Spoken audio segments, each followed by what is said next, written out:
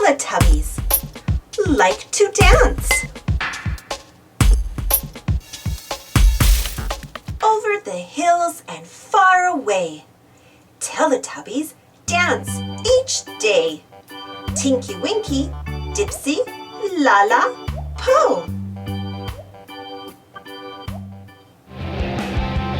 Dancing fast.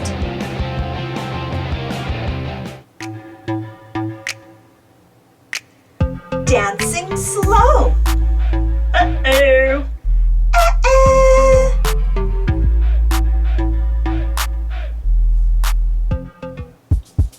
Dancing high. Dancing low.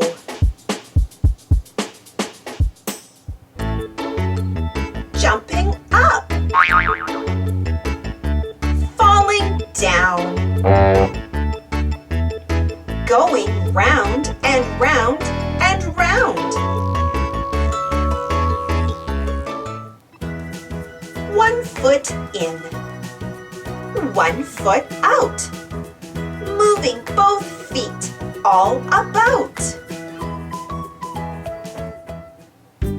Teletubbies like to dance, and Teletubbies love each other very much. Big hug! Big hug! Big hug! For more Teletubby stories, check out my Teletubbies playlist.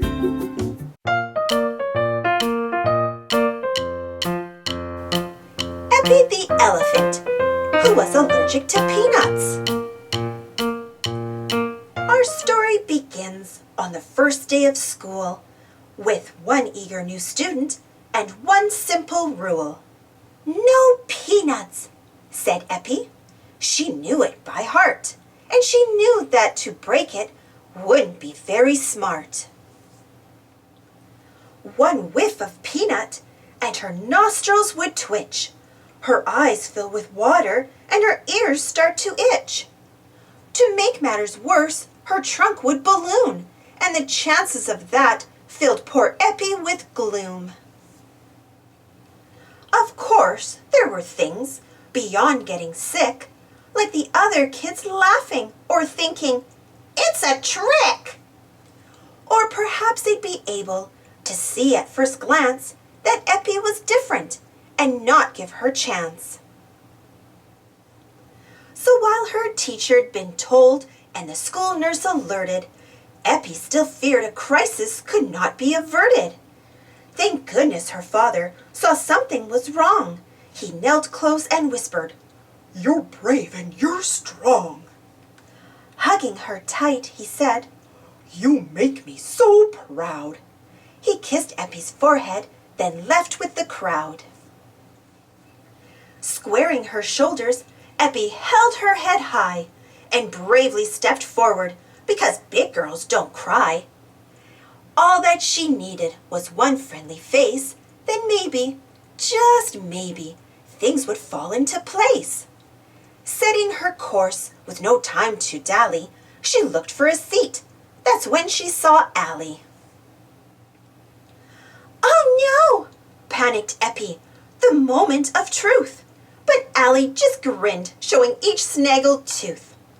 "I found you a seat. It's right here next to mine." He sounded so hopeful that she could not decline. Maybe Allie didn't notice, all the eyes turning to stare, but one thing was for certain, Eppie made her first friend right there. Allie even asked her for help stacking blocks. They built quite a city filled with towers and docks. And when an alphabet puzzle gave them cause to worry, Pearl stepped in to help, and it was solved in a hurry. Soon they were inseparable, Eppie, Allie, and Pearl, and the rest of that morning passed by in a whirl. Come lunchtime, the trio were bound both fast and true. They stuck to one another as if bonded with glue. But just as the playmates found a great spot to eat, Eppie was pointed to a lone, distant seat. The teacher told Allie, "You have PB&J. That's trouble for Eppie. She must stay far away. And Pearl's bag of peanuts only makes matters worse. One touch could send Eppie right straight to the nurse. Allie stared at Eppie, and Pearl did the same. Eppie started stammering, desperate to explain. She said, "I'm allergic, and peanuts make me ill." And with that, her perfect day took a turn downhill. "An elephant? Allergic to peanuts? This must be a prank." Allie busted out laughing, and Eppie's heart sank. Pearl didn't say a word. She sat there looking scared. While this was Eppie's gravest fear, she wasn't quite prepared. Miserable, she wandered off to eat her lunch alone and listen to her buddies from the distant nut-free zone. Even after lunch had finished, things weren't quite the same. Eppie felt all on her own, her allergy to blame. She couldn't face her playmates.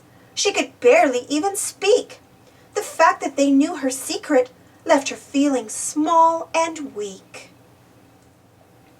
When school was finally over, she didn't say goodbye. She sidled home, bereft alone, and tried hard not to cry. All throughout that evening, her thoughts were filled with dread. They followed her through dinner and her bath time straight to bed. She started the next school day, still feeling lost and all alone. How would she make it through the day with no friends to call her own? So Eppie didn't look for Allie when she arrived in class. She deftly dodged both him and Pearl and wished the day would pass. She hid from them at recess, but peeked as they played ball, and wondered if her former friends missed her much at all. As the time for lunch grew near, she began to fear the worst. Alone again at lunchtime, Eppie thought her heart would burst. She imagined Pearl and Allie sharing loads of lunchtime fun, while she sat in the nut-free zone, alone and having none. But when she reached her table, the sight that met her eye made tears of happiness well up. Yes, big girls sometimes cry. Because there, side by side, their smiles of joy full blown, sat Eppie's two best buddies in the distant nut-free zone. "Our parents made us tuna," said Pearl with a grin. "And sorry for laughing," added Allie. "It won't happen again." As Eppie stood between them, they explained how she'd been missed. They swore they'd make it up to her and why she shouldn't resist. "And we can eat our lunch each day beside this nut-free sign." Allie and Pearl looked so hopeful that Eppie could not decline. From then on, they were inseparable. Just Eppie, Allie, and Pearl. Not a peanut to come between them, and not one care in the world. Thanks for watching. Don't forget to subscribe and share, and follow me on Instagram and Twitter. And if you enjoyed these two stories, don't forget to give this video a thumbs up. Thank you. See you next time.